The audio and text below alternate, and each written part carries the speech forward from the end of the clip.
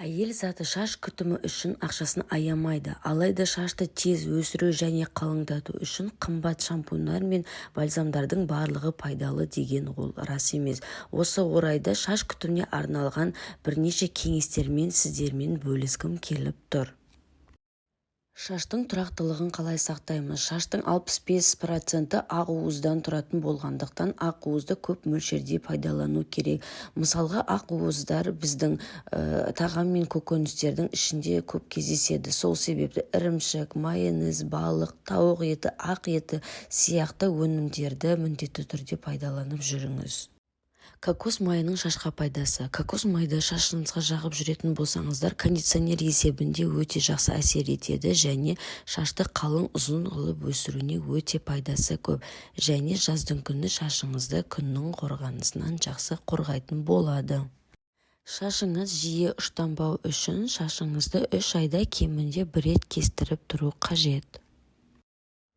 Шаштың ұзындығы құрғамау үшін шампуньді жиі пайдалануға болмайды. Аптасына 1-2 рет жуатын болсаңыздар жеткілікті.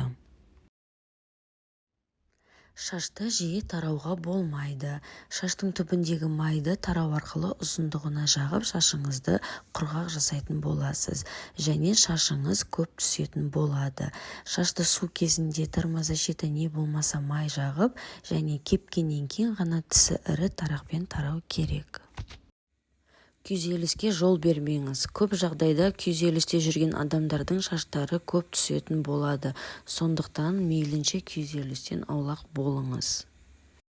Және витамин ішіп жүруді ұмытпаңыз. Тағамнан бөлек дәрі-дәрмендер ретіндегі жасалған витаминдердің пайдасы өте көп. Алдымен трихологқа барып, қай дәрумен жетіспейтінін біліп, содан кейін ішуді бастаңыз.